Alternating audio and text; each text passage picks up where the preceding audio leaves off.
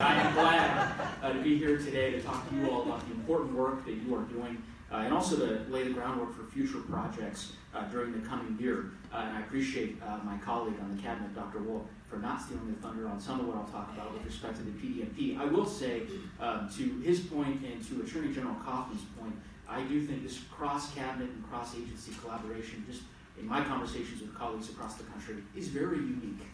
It is very Colorado, and I think it's emblematic of the governor's vision and Attorney General Kaufman's vision for collaborating on important public health issues like this. So I appreciate the work that they do, and certainly the work that everyone here in this room does. Now, I'm pleased to report some good news, which is that the overall use of the Prescription Drug Monitoring Program, which is administered by the Division of Professions and Occupations, part of DORA, is increasing.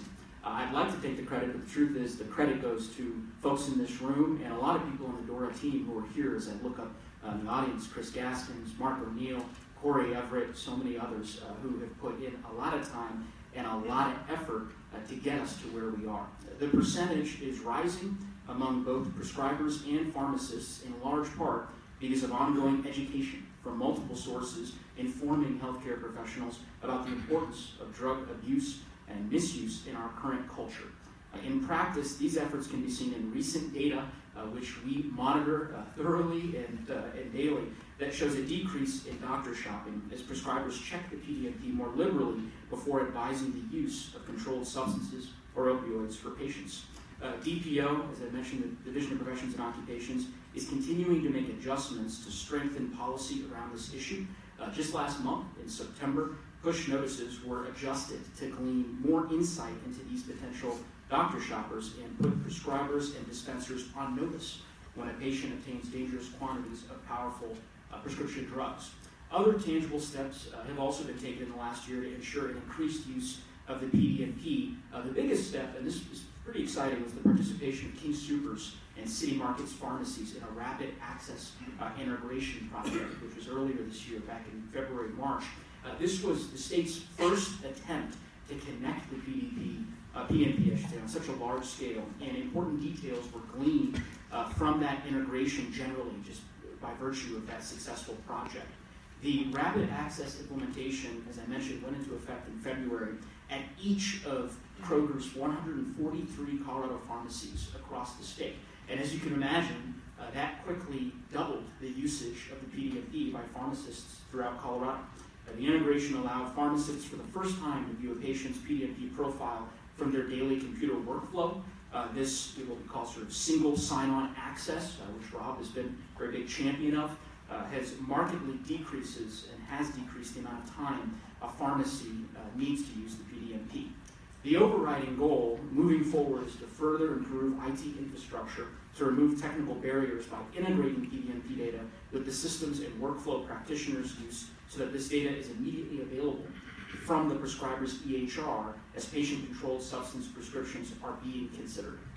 DPO's launch within the last year of a dedicated PDMP web presence is a tool that's already making inroads by giving both consumers and healthcare professionals a site. You can go online, check it out, as I'm sure many of you have done, where PDMP information, drug misuse and abuse resources, and up-to-date news is readily accessible. One of the key components, I've watched this, my team made sure that I watched it, is now available on the site, a 5-minute informational video that just teaches a prescriber or a pharmacist how to appoint someone to look up a patient on their behalf and how to register and how to use the PDMP. That video was created following rule changes that allow the delegation of authority to qualified staff and responded to initial struggles by some of those delegates to register for and access to the PDMP. We heard from a lot of those folks and we reacted, and I think that is inured to the benefit of those folks who are accessing the PDMP. The step-by-step video walks individuals through the process to close those knowledge gaps. So that's all that we have done over the course of the last year. When I say we, again, although I like to take credit, it's you all that have helped us get there. Again, Mark O'Neill, co-chairing the PDMP task force with many of the folks in this room. I will say we have set very aggressive goals tied to prescriber utilization. Since starting at a baseline of 15% in June of 2015, percentages rose 8 points in the following 12 months. We are not stopping there. We've set a prescriber utilization goal of 28% by December 2017 and 40% by the end of 2018. It's part of Governor Hickenlooper's Vision 2018 in terms of getting after and ultimately solving this opioid crisis. More PDMP data is being put at prescribers' fingertips as well, with a prime example, the integration of 5 UC Health hospitals from Fort Collins all the way down south to Colorado Springs as part of a 3-year partnership, a grant, here with the University of Colorado School of Medicine and Dr. Jason Hoppy, one of Rob's colleagues.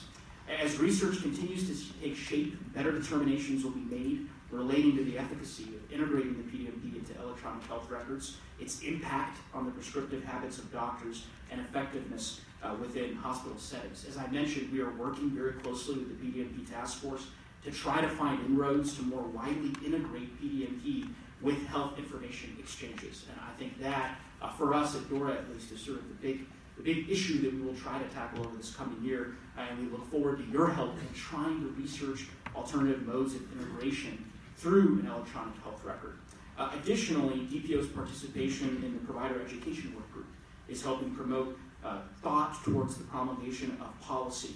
Finally, I'll just mention one thing. As you all know, DORA and the division, with your help, took very big steps several years ago in issuing the quad policy on dispensing opioids, which is really the first of its kind in the country. The idea that you have folks from the dental board, the medical board, pharmacy board, teaming together to issue this policy and provide guidance to practitioners here in our state. We are looking at updating that policy. We've heard from community and stakeholders and people around the state that it's time to check back in light of the CDC's changes at the national level. And so we're doing that. We held a very successful forum in Pueblo. Many of you were there. We held another one in Greeley just last month. I am excited to announce we'll have a meeting in Denver. It's on November 29th. So I hope you'll mark your calendars. I hope to see as many of you there as can make it as we try to continue to chip away at the pervasive problems that are before us and institute effective solutions. So with that, I will just say thank you again for all the work that you do and the work that I know you will continue to do. And Rob, I'm very glad I made it this year. So thanks again.